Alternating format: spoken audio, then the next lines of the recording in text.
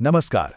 कभी सोचा है हॉलीवुड के जाने माने एक्टर मैथ्यू मकॉनाहे वो आखिर जिंदगी को देखते कैसे हैं? आज हम उनके एक बहुत ही पावरफुल स्पीच से जिंदगी जीने के 5 कमाल के उसूल समझने वाले हैं। तो चलिए शुरू करते हैं।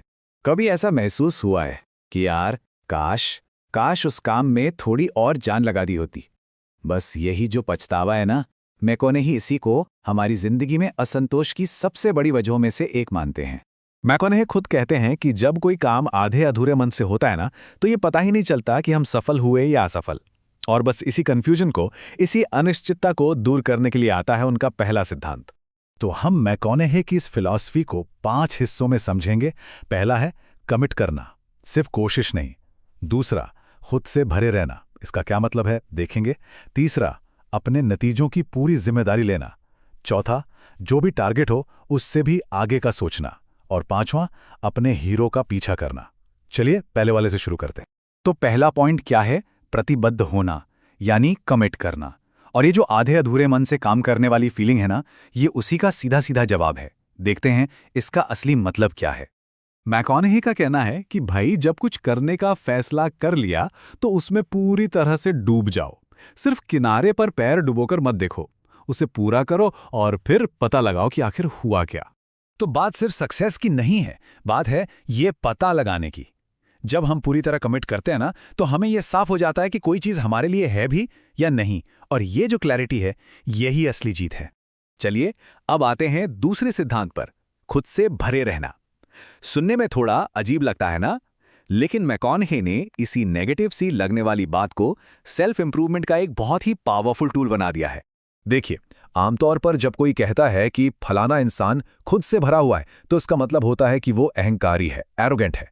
लेकिन मैकॉनाहे का नजरिया बिल्कुल अलग है। उनके लिए इसका मतलब है खुद को गहराई से जानना, खुद को समझना और हाँ, खुद को चैलेंज भी करना। एक बार किसी ने उनसे कहा भी, मैथ्यू तुम तो खुद से बहुत भरे हुए हो। तो उनका जवाब क्या था? तो और किससे भरा रहूं? अब यह सिर्फ एक मजेदार हाजिर जवाब ही नहीं है, यह दिखाता है कि वो खुद को समझने और प्राथमिकता देने को कितना जरूरी मानते हैं। तो सवाल उठता है, खुद को जाने कैसे? मैकॉनाहे का तरीका ना बहुत ही सिंपल है। वो कहते हैं, सबसे पहले ये पता लगाओ कि आप क्या नहीं हो और उन चीजों को अपनी जिंदगी से हटाते जाओ।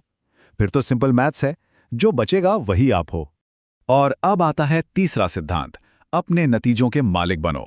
मतलब अपनी सक्सेस की जिम्मेदारी तो लेनी ही है, लेकिन उससे भी ज्यादा जरूरी है अपनी फेलियर्स की पूरी जिम्मेदारी लेना। तो जब कोई गलती हो जाए तो प्रोसेस बहुत सिंपल है। सबसे पहले अपनी गलती मानो, दूसरा उसे सुधारो और तीसरा आगे बढ़ो।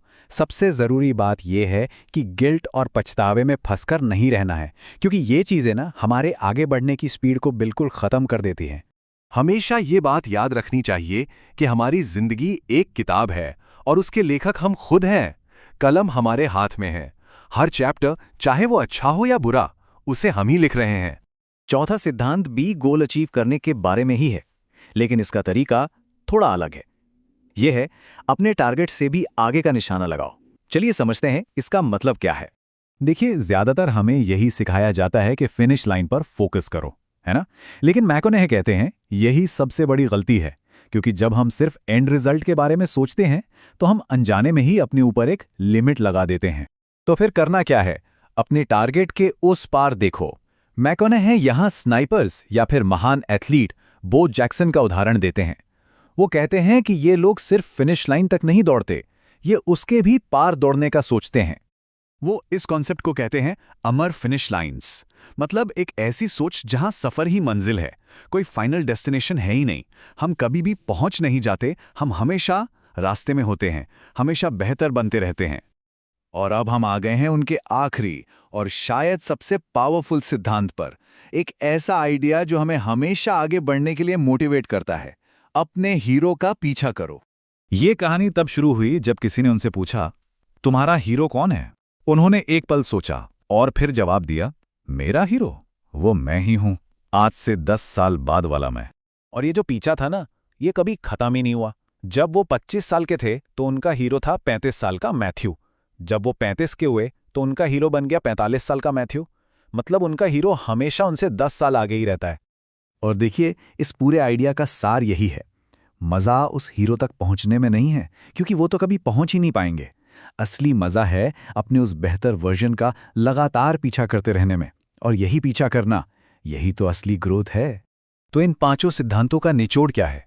वो मैकनेहे के अपने फेमस शब्दों में ही छिपा है। All right, all right, all right. बस जीते रहो। इसका मतलब क्या है? मतलब जिंदगी को पूरी तरह से जियो, बिना किसी पछतावे के, और हमेशा एक बेहतर कल का पीछा करते हुए।